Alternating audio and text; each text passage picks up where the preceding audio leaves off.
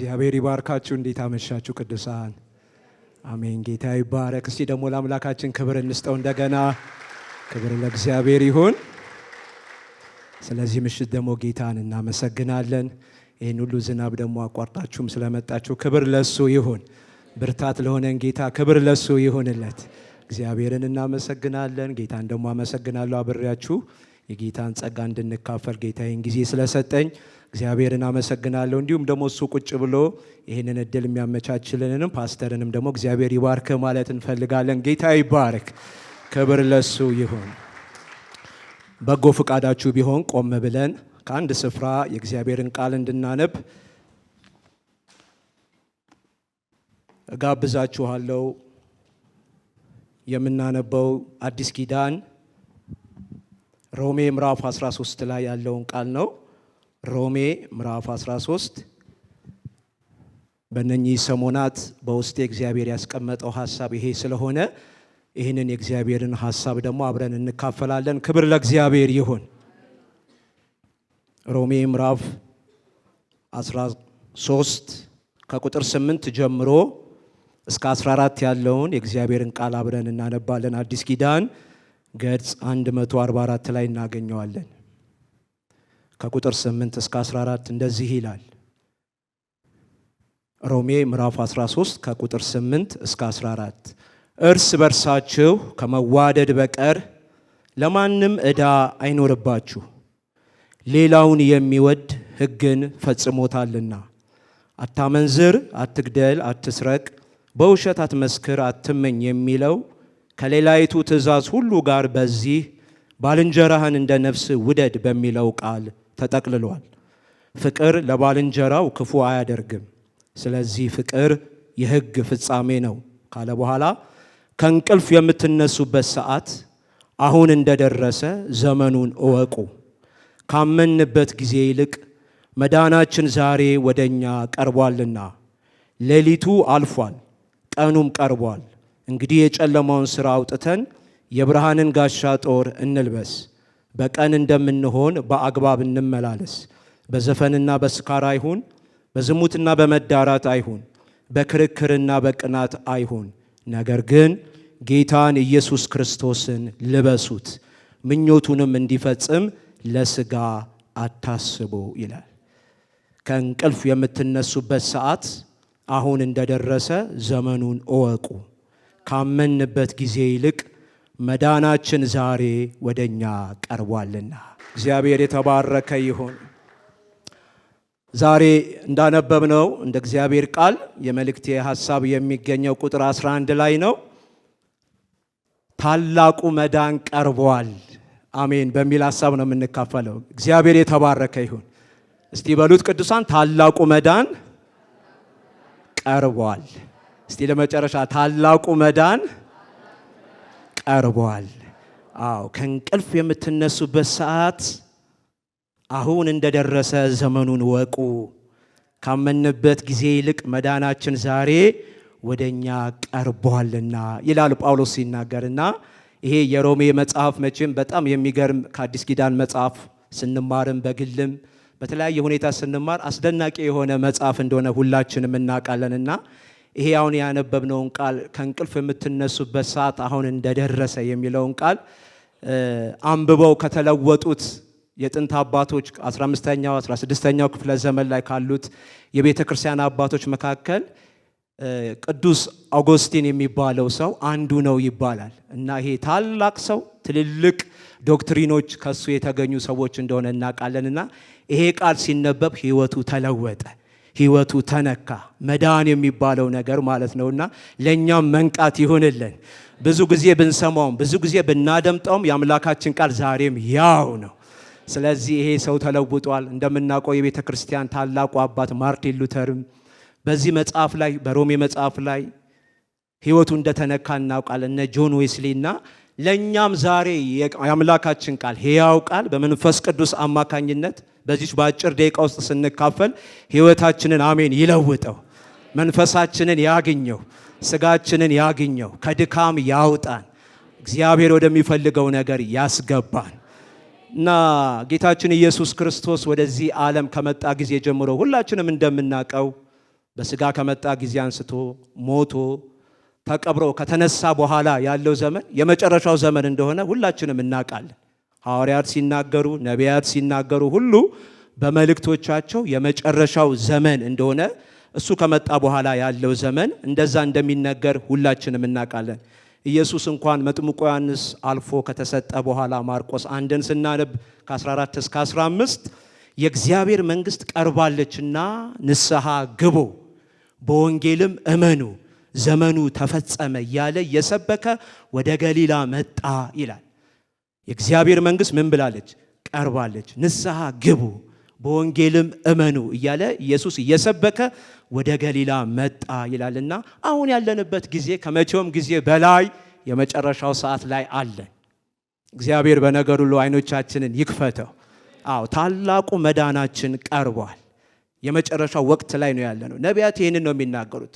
ሐዋርያት በመልእክቶቻቸው ይህንን ነው የሚናገሩት። ጳውሎስ የቆሮንቶስን ሰዎች ሲናገር አንደኛ ቆሮንቶስ ምዕራፍ 10 ላይ ብዙ ነገርን እነሱ ላይ የደረሰባቸውን ይናገርና የዘመናት ፍጻሜ የደረሰብንን እኛን ሊገስጸን ይሄ መልእክት ተጻፈ ይላል። መጨረሻው የደረሰብንን እኛ በእነሱ ዘመን መጨረሻው የደረሰብን ከተባለ ለእኛማ እንግዲህ አስቡት የመጨረሻው መጨረሻ ላይ ነው ያለነውና ጌታ በነገር ሁሉ ያንቃል። ካለንበት ድንዛዜ ካለንበት የተለያየ ውጣ ውረድ ውስጥ እንደምናልፍ እናውቃለን። ከዛ ሁሉ ወጥተን ቀና ብለን አሁን ታላቁን መዳን እንድናስብ። ታላቁ መዳን ማለት የቅዱሳን ተስፋ ማለት ነው። አሜን። ኢየሱስ ለቤተ ክርስቲያን ብቅ የሚልበት ጊዜ ማለት ነው። ኢየሱስ በደመና ብቅ፣ አሜን፣ ማራናታ። ጌታ ለቅዱሳኑ ብቅ የሚልበት በመጀመሪያው ትንሣኤ እድል ያለው ሰው ብፁዕ ነው የተባለበት የተባረከው ተስፋ ማለት ነው። አሜን፣ ማራናታ ይሁንልን። ታላቁ መዳናችሁ ቀርቧል። ከእንቅልፍ የምትነሱበት ሰዓት አሁን እንደደረሰ ዘመኑን እወቁት እያለ ይናገራልና የመጨረሻው ጊዜ ላይ እንዳለን እንድናስብ ነውና የዕብራውያንም ጸሐፊ ሲናገር ሁላችንም የምናውቀው ቃል ከጥንት ጀምሮ እግዚአብሔር በብዙ አይነትና በብዙ ጎዳና ለአባቶቻችን በነቢያት ተናግሮ ደግሞ ሁሉን ወራሽ ባደረገው ዓለማትን በፈጠረበት በልጁ በዚህ ዘመን እስቲ መጨረሻ በሉ ቅዱሳን በሉት፣ መጨረሻ በሉት። በዚህ ዘመን መጨረሻ ለእኛ ምን አለን ይላል? ተናገረን። በቃ በዚህ ዘመን መጨረሻ በልጁ ምን አለን? ተናገረን። የእግዚአብሔር የመጨረሻው መገለጥ ልጁ ኢየሱስ ክርስቶስ ነው። ስለዚህ ያለነው የመጨረሻው ሰዓት ላይ ነው። ስለዚህ ወደ አነበብነው ክፍል ስንመጣ ሐዋርያው ጳውሎስ የሮሜን ቅዱሳን አይሁዶቹንም አሕዛቦቹንም የሚላቸው በወንጌል አምናችሁ ድናችኋል፣ ክርስቶስ ኢየሱስን በማመን ድናችኋል። ይሄ ጥርጥር የሌለው ጉዳይ ነው። ግን አሁን የሚቀር ግን ታላቅ ተስፋ ታላቅ መዳን አለ። ደግሞ ሌላ የሚጠብቃችሁ መዳን አለ። እውነት ነው። ክርስቶስ ኢየሱስን አምናችሁ በወንጌል አምናችሁ ድናችኋል። የመጀመሪያው እሱ አንድ ነገር ነው። አሁን ደግሞ ሌላ የሚጠብቃችሁ ታላቅ መዳን አለ። ታላቅ ተስፋ አለ። የዘረዘርኩላችሁ ማለት ነው። የቅዱሳን ተስፋ፣ የቤተ ክርስቲያን ተስፋ፣ በክርስቶስ ሆነው ያንቀላፉት የቅዱሳን ሁሉ የትንሣኤ ተስፋ መዳን፣ ታላቁ መዳን ቀርቧል። ካመናችሁበት ጊዜ ይልቅ መዳናችሁ ወደ እናንተ ምን ብሏል? ቀርቧል እያለ ይናገራል። ታዲያ ይሄ ታላቅ መዳን ምንድን ነው ስንል እንደነገርኳችሁ ነው። ኢየሱስ ለቅዱሳኑ ብቅ የሚልበት ነው። የተባረከው ተስፋችን የሚለው መጽሐፍ ነው። በመጽሐፍ ቅዱስ ከብሉይ ኪዳን እስከ አዲስ ኪዳን የሚናገረው አንድ ተስፋ ነው። ያም የቅዱሳን ትንሣኤ ተስፋ ነው። አሜን። ሌላው ነገሮች ሁሉ ወደዚህ ነገር የሚመሩ ናቸው። ይሄ ለኛ የሚነገር አይደለም። ብዙ ጌታ የተስፋ ቃሎችን ይሰጣል፣ እውነት ነው። ሁሉ ነገር ግን ተጠቃሎ ወደዚህ ወደ ተባረከው ተስፋ የሚመራን ነው። ስለዚህ አሜን፣ ታላቁ መዳናችን ቀርቧል። ክብር ለእግዚአብሔር ይሁን። ሐዋርያት ሲናገሩ የነበረው ይሄንን ነው። በዚች ሕይወት ብቻ ክርስቶስን ተስፋ አድርገን ከሆነ ከሰዎች ሁሉ ይልቅ ምኖች ነን? ምስኪኖች ነን። ሌላ ሕይወት ለካ አለ። ክብር ለአምላካችን ይሁን። ምናልባት በዚህ እንግዶች የሆንን ብንኖር ኢየሱስ ክርስቶስን የማናቅ ብንኖር ከሞት ባሻገር የዘላለም ሕይወት የሚባል አለ። ታላቅ ተስፋ አለ። ስለዚህ ጌታዬ ሆይ አድነኝ ማለት ነው። ኢየሱስ ክርስቶስ የዘላለም ሕይወት ይሰጣል እና ወደ መጽሐፉ ሐሳብ ስንመጣ ጳውሎስ የሚናገረው ነገር ይሄ ታላቅ መዳን የሚጠብቀን ከሆነ ይሄ ታላቅ ብድራት ያለው ተስፋ የሚጠብቀን ከሆነ ታዲያ መጽሐፉ ምንድነው የሚለን? እንዴት እንኑር? እንዴት እንመላለስ? ምን እናድርግ ሲል ሶስት ነገሮች ብቻ ይናገራል። እሷን ባጭሩ ተናግሬ ጨርሳለሁ ማለት ነው። ይሄ ታላቅ መዳን የሚጠብቀን ከሆነ ይሄ ታላቅ ተስፋ ከፊታችን ካለ ከኔ ሕይወት ከኔ ማንነት መጽሐፉ ምን ይለኛል ስንል ጳውሎስ የመጀመሪያ ነገር የሚጠቅሰው ነገር ቁጥር 11 ላይ ቅድም እንዳነበብኩላችሁ ዘመኑን እወቁት ይላል። አሜን ይሁንልን። ዘመኑን ምን በሉት? እወቁት። እግዚአብሔር በግል ሕይወትህ ምን እያደረገ ነው? እግዚአብሔር በአካባቢክ ላይ ምን እያደረገ ነው? እግዚአብሔር እንደ ሀገር ምን እያደረገ ነው? እግዚአብሔር በዓለም ዙሪያ ምን እያደረገ ነው? ዘመኑን እወቁት ይለናል። አሜን። ማወቅ ይሁንልን፣ ማየት ይሁንልን።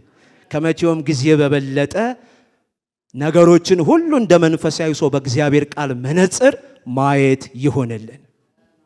ዘመኑን እወቁት። በግል ሕይወት እግዚአብሔር ምን ያደርጋል? እንደ ቤተሰብ ጌታ ምን እያደረገ ነው? እንደ ሀገር እንደ ዓለም አቀፍ ምን እያደረገ ነው? ምን እየሰማን ነው? ምን እያየን ነው? ዘመኑን እወቁት ይላል የጳውሎስ የመጀመሪያው ምክር። እዩት፣ ዘመኑን ተመልከቱት ይላል። ታስታውሱ እንደሆነ ዳዊት በነበረበት ዘመን በኬብሮን እያለ ከሳኦል ጋር በውጊያ ውስጥ ገና ወደ ንግስናው እየመጣ በነበረበት ጊዜ ከእስራኤል ነገድ እያንዳንዱ መጡ ይላል። እሱ ወዳለበት ተቀላቀሉት ይላል። በቃ ጦረኞቹ መጡ። ከሌዊ ነገድ መጡ፣ ከዳን ነገድ መጡ፣ ከንፍታሌም መጡ። አብረንህ እንሆናለን፣ ካንተ ጋራ በመከራህ እንሆናለን፣ በደስታህም እንሆናለን እያሉ የእስራኤል ነገዶች ሁሉ መጡ ይላል።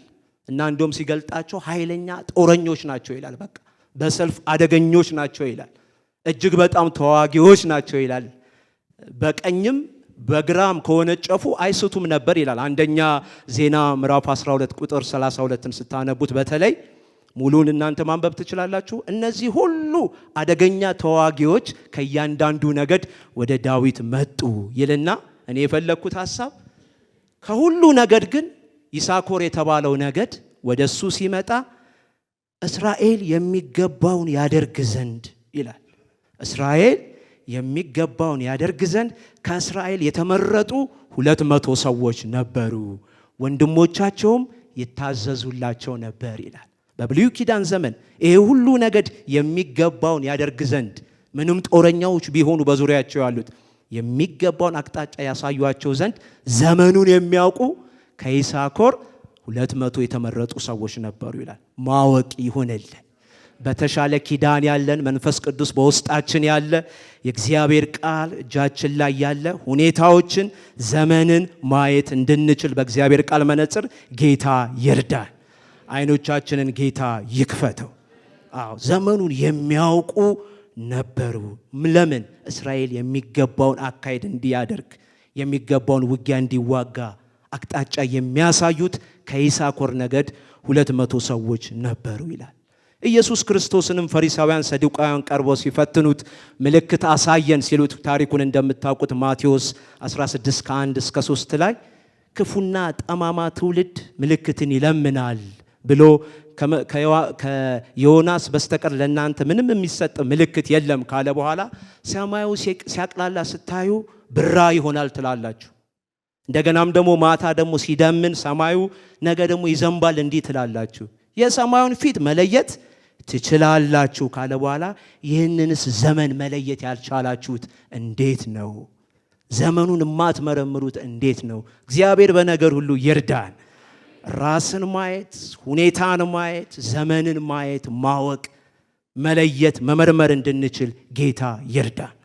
ጳውሎስ የሚለው ከእንቅልፍ የምትነሱበት ሰዓት አሁን እንደደረሰ ዘመኑን እወቁ። የመጀመሪያው ንቁ፣ ደግሞ ዘመኑን እዩት፣ እወቁት። ጌታ በቃሉ ምን ብለዋል? ለምንድን ነው የምታውቁት? ታላቁ መዳናችሁ ቀርቧል። እግዚአብሔር በነገር ሁሉ ይርዳን። ጳውሎስ ሕይወቱ ሊሰዋ ሲል ወደ ጠራው ጌታ ሊሰበሰብ ሲል ሁላችንም እንደምናውቀው ያንን የኑዛዜ መጽሐፍ ሁለተኛ ጢሞቴዎስን ሲጽፍ አንዱ ነገር ከመከረው ነገር ለጢሞቴዎስ በመጨረሻው ቀን አይደለ እንዴ? በመጨረሻው ቀን የሚያስጨንቅ ዘመን እንደሚመጣ ምን በል እስቲ እወቅ በሏ። ዘመኑን ምን በል እወቅ። አስጨናቂ ነው። ቀኑ መምሸቱ መንጋቱ ሳይሆን በቀን ውስጥ የሚያልፈው ሲስተሙ፣ የሰዎች ሐሳብ፣ የሰዎች ሁኔታ፣ የነገሮች ሁኔታ፣ ብዙ ነገር ይቀያየራል። ይሄንን እወቅ። ጨካኞች ብዙ ነገር እናንተ ታውቁታላችሁ።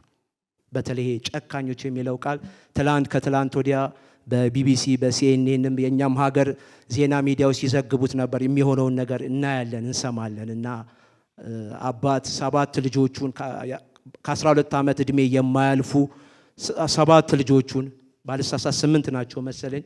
እንደዛ ነገር በአንድ ጊዜ ሲገድል ገሎም አምልጦ እሱም ደግሞ እንደገና በፖሊስ ሲገደል የምንሰማው የምናየው ነገር ከባድ ነው። ጌታ በነገር ሁሉ ማስተዋልን ይስጠን።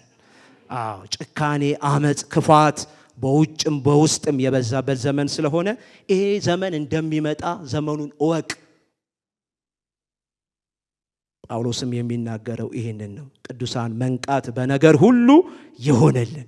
አለማወቅ ብዙ ጊዜ ዋጋ ስለሚያስከፍል እግዚአብሔር በግል ሕይወታችን ሲሽከረከር ቀረብ ሲለን ሰሞኑንም እየተማረን እንዳለ ነው።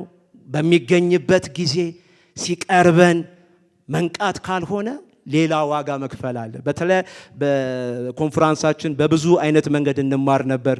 መንፈሳዊ አባታችንም ፓስተር አቢም ይጠቃቅሷት ነበር። ያችን በመኃልየ ዘሰሎሞን ያለችውን ሴት ውዷ ሲያንኳኳ አልነሳም።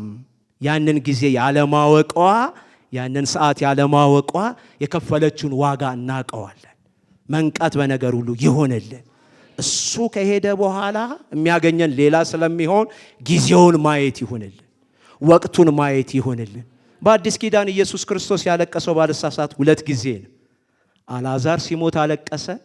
እንደሚያስነሳው ቢያቅም ስሜታቸውን፣ ሐዘናቸውን ተካፈለ። ሁለተኛ ደግሞ ያለቀሰው ለማን ነው? ለኢየሩሳሌም አይደለ እንዴ? ቆመና አለቀሰላት። ይመጡብሻል፣ ወራት ይመጣብሻል፣ ጊዜ ይመጣብሻል፣ በቃ በአንቺ ላይ የሚሆነውን ነገር ጨካኞች ይመጡብሻል ብሎ አለቀሰላት። ለምን ቢባል የመጎብኘሽን ጊዜ ምን አላልሽም? አላወቅሹም። ሲዝኑን አላወቅሹም። ከመተላለፍ ጌታ ይጠብቀን። ዘመኑን እወቁ፣ ጊዜውን እወቁ። ለምን? ታላቁ መዳናችሁ ቀርቧልና። ሁለተኛውን ሐሳብ እንመልከት። ሁለተኛ ሐሳብ የሚለው ቁጥር 12 አካባቢ ላይ አላስፈላጊው ልብስ አውልቁና ተገቢው ልብስ ልበሱ ነው የሚለን ጳውሎስ። ቁጥር 12 እንደዚህ ነው የሚለው፣ ዘመኑን እወቁ ካለ በኋላ ካመንበት ጊዜ ይልቅ መዳናችን ዛሬ ወደኛ ቀርቧልና ካለ በኋላ ሌሊቱ አልፏል፣ ቀኑም ቀርቧል።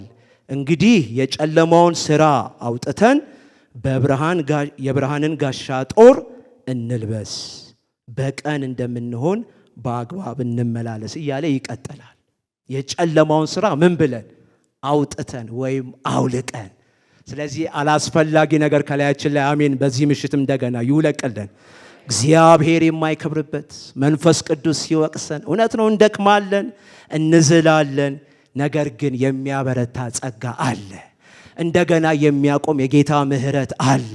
እንደገና የሚያጥበን የክርስቶስ ደም አለ። ነገር ግን እዛው አልነሳም ማለት ደግሞ ሌላ ነገር ነው። እዛው ቆያለሁ ማለት ደግሞ ሌላ ነገር ነው። እዛው በዝለቴ ውስጥ፣ እዛው በአመፄ ውስጥ፣ እዛው በክፋቴ ውስጥ፣ እዛው በጨለማ ስራ ውስጥ ግን እሆናለሁ ማለት እሱ ደግሞ ሌላ ነገር ነው። ከዚህ ጌታ ይጠብቀን። ጳውሎስ የሚለው ሁለተኛው ነገር አላስፈላጊውን ልብስ አውልቁ። ልትለብሱ የሚገባው ሌላ ልብስ አለ። ተገቢውን ልብስ ልበሱ። የማይገባውን ልብስ አውልቁ። ምንድን ነው ይሄ የማይገባው ልብስ ሲባል? የሥጋ ስራ ማለት ነው። ባጭር ቃል ይዘረዝረዋል። እዚህ በቀን እንደምንሆን በአግባብ እንመላለስ። በዘፈን በስካር አይሁን፣ በዝሙት በመዳራት አይሁን፣ በክርክር በቅናት አይሁን። ጳውሎስ ልክ ገላትያ 5 ላይ እንደገለጸው ማለት ነው። የሥጋን ስራ የማይገባውን ልብስ ምን በሉት? አውልቁት። አሜን ይውለቅ። መንፈስ ቅዱስ ወደ ልባችን ምን ያመጣ ይሆን? የእግዚአብሔር ቃል ሲነገር ምን ያመጣ ይሆን? ብቻችንን ስንሆን ጌታ ምን ይናገረን ቢሆን ምን ይሆን? እችን ነገር ተዋት የሚለን ምን ይሆን? እችን ነገር ተይ የሚለን ምን ይሆን? ራሴን የሚለኝ ምን ይሆን? እሱን መተው ማውለቅ ይሆነልን። አላስፈላጊውን ልብስ አውልቁት። ለምን? መዳናችሁ ቀርቧል። ሌሊቱ እያለፈ ነው። የዚህ ዓለም ክፋት እያለፈ ነው። ሌሊቱ የሚለው ይሄንን ነው። የጨለማው ዘመን እያለፈ ነው። ብርሃኑ እየመጣ ነው። ታላቁ መዳን በፊታችን ነው። ስለዚህ የሚራገፈው ነገር አሜን ይራገፍልን። እግዚአብሔር የተባረከ ይሁን። ፊተኛውን ኑሯችሁን እያሰባችሁ ይላል ጳውሎስ በኤፌሶን 4:22 ላይ ፊተኛውን ኑሯችሁን እያሰባችሁ እንደሚያታልል ምኞት የሚጠፋውን አሮጌውን ሰው አስወግዱት ይላል። ወይም አውልቁት። እግዚአብሔር የማይከብርበትን አስተሳሰብ አውልቁት። አይጠቅምምና ከመንገድ ይመልሳልና አሮጌውን ሰው አስወግዱት። ኤፌሶን 4:22 ላይ አስወግዱት። ሊወገድ የሚገባው አሜን ይወገድ። የማይመጥን ነገር ይወገድ። ማንም ሰው ከእንቅልፉ መቼም ተነስቶ በቢጃማ ስራ ቢሮ የሚገባ ማንም እንደሌለ እናውቃለን። አንዳንድ ቦታ እንኳን ሲኬድ በብዙ ጥንቃቄ ነው። ቦታው የሚጠይቀው አለባበስ አለ። ቦታው የሚጠይቀው ለዛ የሚሰጥ ክብር አለ።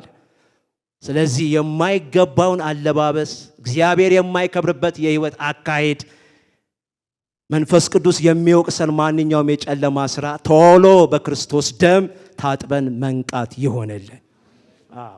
አስወግዱት ይልና እንደገና ደግሞ ልበሱ ይለናል። ምንድን ነው የምንለብሰው? እንደ እግዚአብሔር ምሳሌ የተፈጠረውን አዲሱን ሰው ልበሱት።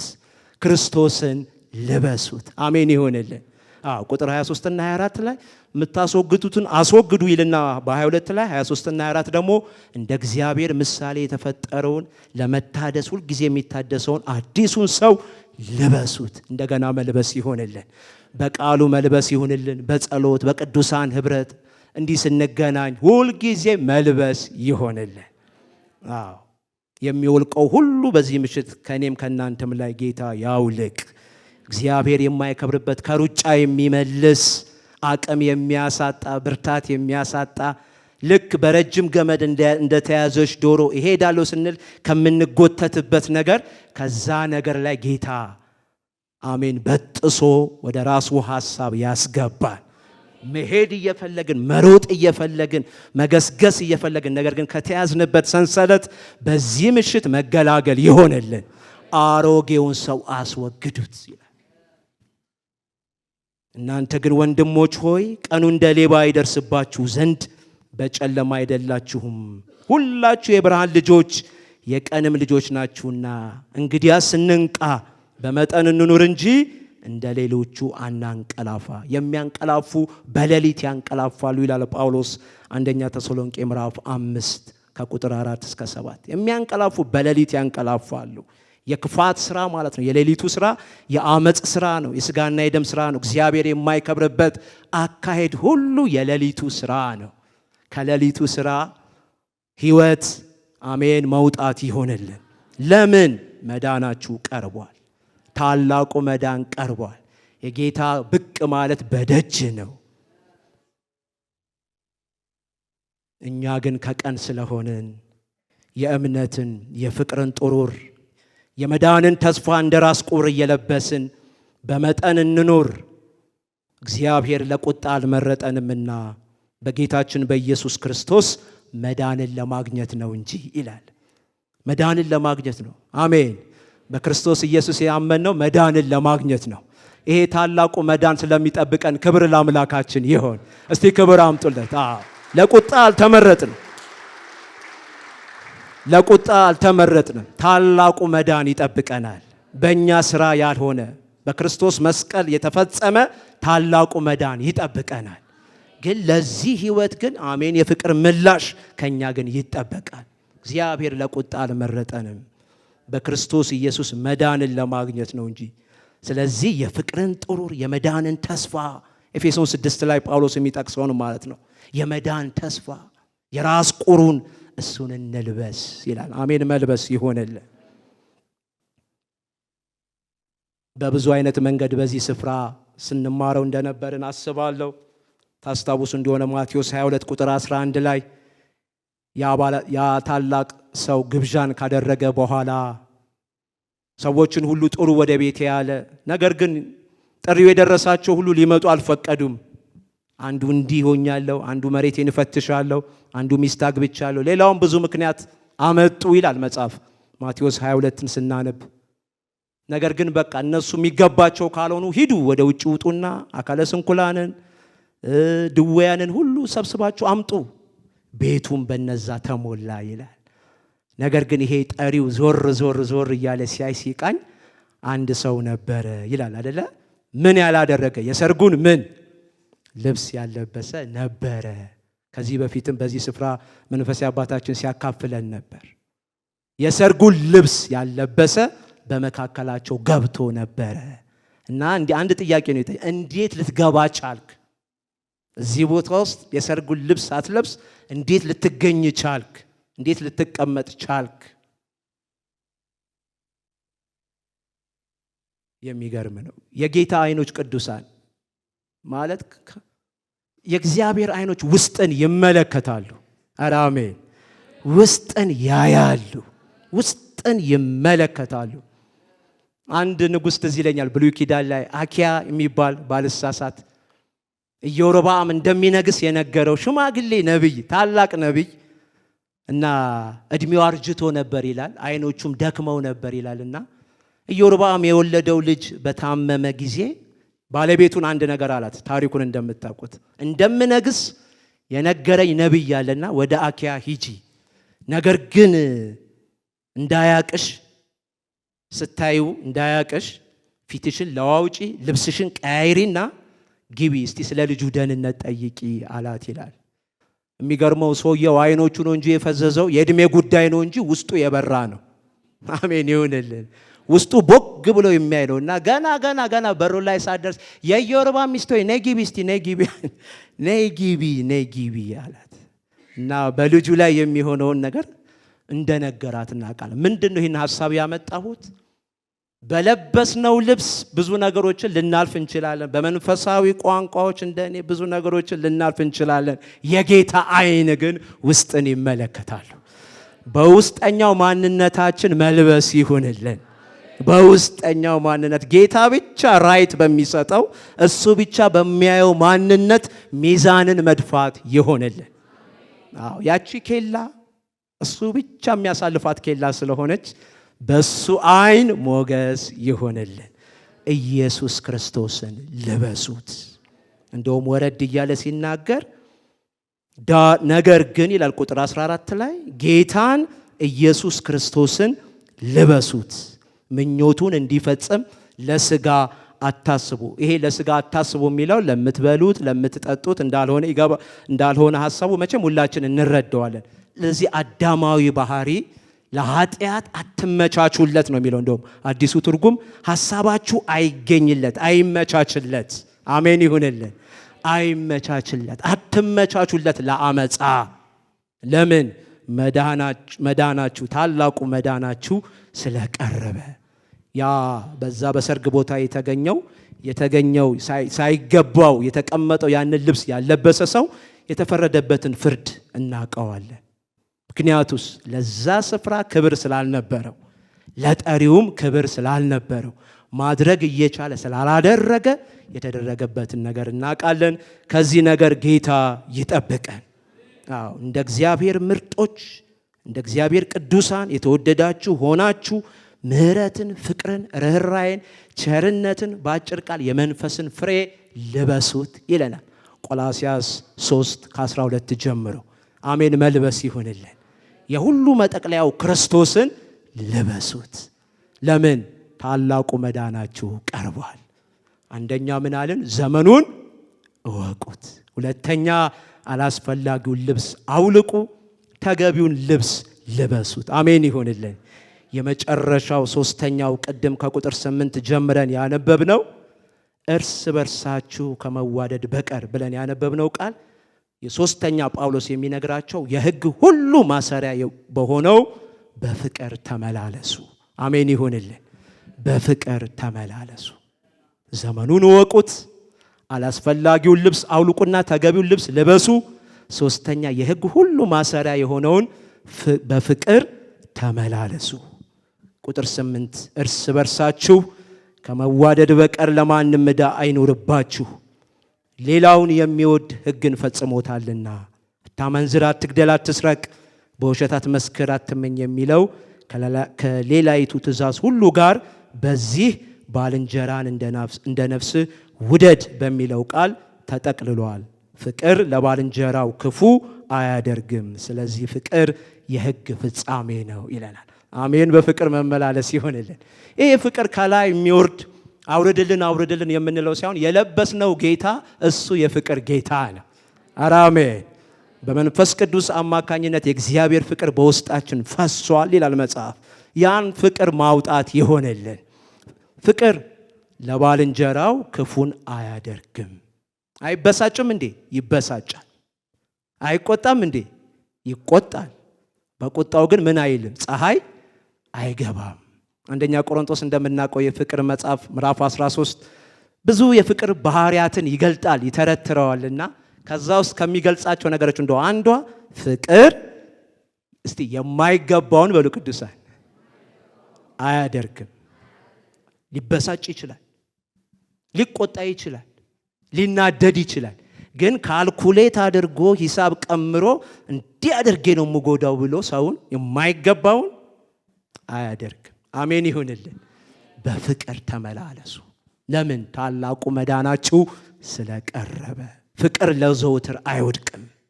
ትንቢት ቢሆን ይሻራል፣ ልሳኖች ቢሆኑ ይቀራሉ፣ እውቀት ቢሆን ይሻራል፣ ብዙ መገለጦች ቢኖሩ እነሱ ሁሉ ይሻራሉ። ፍቅር ግን ለዘላለም አይወድቅም። አሜን። በዚህ መንፈስ ጌታ ይባርከን። በፍቅር ተመላለሱ። እሳትን ብናወርድ በሰው ቋንቋ አይደለም በመላእክት ልሳን እንኳን ብንንበለበል ጳውሎስ እንደሚለው ፍቅር ከሌለኝ ምንድን ነኝ? ከንቱ ነኝ። በዜሮ የሚጣፋ ነው። በዜሮ ከሚጣፋ ሕይወትና አገልግሎት ጌታ ይጠብቀን። ፍቅር፣ የጌታ ፍቅር፣ ለቅዱሳን የሚታይ ፍቅር፣ ላመነውም ላላመነውም የሚገለጥ ፍቅር፣ በዚህ መንፈስ ጌታ ይባርከን። ኢየሱስ ብዙ ጊዜ ዮሐንስ ወንጌል ላይ ከጸለየው ጸሎት አንዱ ይሄ ነው። እኔ እንደወደድኳችሁ እርስ በርሳችሁ ትዋደዱ ዘንድ ትእዛዜ ይህች ነች። ነፍሱን ለወዳጆቹ ከመስጠት ከዚህ የሚበልጥ ፍቅር ለማንም የለውም እያለ የሚናገረውን ዮሐንስ 15:17 ላይ እናውቀዋለን። መጨረሻውም ላይ ሲጸልይ ዮሐንስ ወንጌል ምዕራፍ 17 ላይ የጸለየው ጸሎት እኛ አንድ እንደሆንን አንድ ይሆኑ ዘንድ እኔም በእነርሱ አንተም በእኔ ስትሆን በአንድ ፍጹማን እንዲሆኑ የሰጠኝን ክብር ሰጥቻቸዋለሁ። አንድ እንዲሆኑ በፍቅር እንዲያያዙ ብሎ ተጸልዮልናል። አሜን ይሁንልን። ከፍቅር ከመጉደል ጌታ ይጠብቀን። ፍቅር የሌለበት ማንኛውም ነገር ቅዱሳን በዜሮ ይጣፋል። ከዚህ ድካም ከዚህ ክስረት ጌታ ይጠብቀን። ጳውሎስ የሚነግረን ይህን ነው። የመጀመሪያው ዘመኑን እወቁት። ሁለተኛው የማይገባውን ልብስ አውልቁና የጨለማውን ስራ የስጋን ስራ አውልቁና የሚገባውን የብርሃንን ልብስ ልበሱ፣ በዛ በብርሃን ተመላለሱ። ሶስተኛ የሕግ ሁሉ ማሰሪያ በሆነው በፍቅር ተመላለሱ። እግዚአብሔር የተባረከ ይሁን። በዚህ መንፈስ ጌታ ይባርከን። ወደ ማጠቃላይ ልምጣላችሁ። ሐዋርያው ጳውሎስ ይቅርታ አድርጉልኝ፣ የዕብራውያን ጸሐፊ ሲጠቀልለው መልእክቱን ወደ ምዕራፍ 12 ላይ ሲደርስ ሱፐርስታር የተባሉትን ምዕራፍ 11 ላይ የእምነትን አባቶች ብዙ ነገር ከዘረዘረ በኋላ ታሪኩን እንደምናቅ መልእክቱን እንደምናቀው እንግዲህ እነዚህን ሁሉ የሚያክሉ ምስክሮች በዙሪያችን ካሉልን፣ አሜን፣ እኛ ደግሞ ሸክምን ሁሉ ደግሞ ቶሎ የሚከበንን ኃጢአት አስወግደን የእምነታችንን ራስና ፈጻሚውን ኢየሱስን ተመልክተን በትዕግስት ሩጫችንን ምን እንበል? እንሩጥ። አሜን። መሮጥ ይሁንልን። ማንን እያየን? ኢየሱስን እያየን። ቀድሞ የገባ ጌታ አለ። ድል አድርጎ የገባ ጌታ አለ። አይዞህና እያለ የሚረዳን ጌታ አለ። እሱ ቀድሞ ገብቷል፣ እኛንም ይጠራናል። እስከ ጽዮን ድረስ ሊይዘን የታመነ ጌታ ነው። ክብር ለሱ ይሆንለት። እሱ ቀድሞ ገብቷል። እሱ ወደ ገባበት እኛም ደግሞ ሸክምን ሁሉ ቶሎ የሚከበንን ኃጢአት ሁሉ እያስወገድን ዕለት ዕለት በደሙ እየታጠብን እሱን እያየን መሮጥ ይሆንልን። ለምን? ታላቁ መዳን ቀርቧልና። ወረድ ብሎ የሚናገረውም ይህንን ነው። ቁጥር 22 ላይ ሊዳሰስ ወደሚችል ወደ ጭጋግ ወደ ደመናው የሲናን ተራራ እያሰበ ማለት ነው። እንስሳ እንኳን ያንን ተራራ ቢነካ እንኳን ተወግሮ የሚሞትበትን ያንን ስፍራ እየጠቀሰ ወደዛ ተራራ አይደለም እናንተ የደረሳችሁት። ያንን ሊሰሙ እንኳን አልቻሉም ነበር። ይልቅ እናንተ አሁን የደረሳችሁት በጉ ብርሃን ወደ ሆነበት ወደ ጽዮን ተራራ እልፍ አላፋት ቅዱሳን ወደ ተሰበሰቡበት ከአቤል ደም ይልቅ የሚሻለውን ወደሚናገር ወደ እልፍ አላፋት ወደ ጽዮን ወደ እግዚአብሔር ከተማ ምን ብላችኋል? ደርሳችኋል። ደርሻለሁ የምትሉ ሁሉ እስቲ ክብር አምጡለት። ደርሳችኋል። በስጋ ስንታይ እዚህ ነን፣ እንወጣለን፣ እንገባለን፣ እንደ ሰው ልማድ እንመላለሳለን። በመንፈሳዊ ዓለም ግን ወደዚች ከተማ ላይ ደርሳችኋል። እህቶቼ ደርሳችኋል። እናቶች፣ አባቶች፣ ወንድሞች ደርሰናል። ስለዚህ ምን ይሁን? መበርታት ይሆን፣ ዘመኑን በማወቅ መሮጥ ይሆን፣ የማይገባ ነገር ሁሉ የጨለማው ሥራ አላስፈላጊ ልብሶች ከላያችን ላይ ይውለቁ፣ ኢየሱስ ክርስቶስን መልበስ ይሆንልን። እንዲሁ ደግሞ በፍቅር የሕግ ማሰሪያ በሆነው በሱ ፍቅር መመላለስ ይሆንልን። ለምን? ደርሰናል። ገመዷን ልንበጥስ ደርሰናል። አንዳንድ ማራቶኖች 42 ኪሎ ሜትር ሮጠው ስቴዲየም ውስጥ ከገቡ በኋላ ገመዷን እያዩት 5 ሜትር 4 ሜትር ሲቀራቸው ሯጮች አንዳንዴ በቲቪ ስናይ እግራቸው በቃ መሬት መርገጥ ያቀታቸዋል፣ ይንቀጠቀጣል፣ አንዳንዶቹም ይወድቃሉ። ግን እንደምንም ጓደኞቻቸው ተሸክመው እየተንፏቀቁም ቢሆን ገመዷ ውስጥ ይገባሉ። አሜን ይሁንልን። ዛሬ አቅም ለምን ጠፋ? ለምን መርገድገድ በዛ? ለምን መጨናነቅ በዛ? ራሴን ሳይ ዙሪያዬን ስመለከት ለምን ደርሰናል። አሜን ደርሰናል። ታላቁ መዳን ጋር ደርሰናል። አንድ ጊዜ የሚሆነው በዓለም ዙሪያ ሁሉ ይሆናል። የምትሰሙት በዓለም ዙሪያ ምንድን ነው? ዘመኑን ማወቅ ይሆንልን። በመካከለኛው ምስራቅ አይናችን ላይ ያፈጠጠው ነገር ምንድን ነው? ዘመኑን ማየት ይሆንልን። ነገር እየቸኮለ ነው። ነገር እየፈጠነ ነው። ስለዚህ ከእንቅልፍ የምትነሱበት ሰዓት አሁን እንደደረሰ ዘመኑን እወቁ። ካመንበት ጊዜ ይልቅ መዳናችን ዛሬ ወደኛ ቀርቧልና በነገር ሁሉ ጌታ ይርዳን። እስቲ ክብር አምጡለት ቅዱሳን። እግዚአብሔር ይባርካችሁ።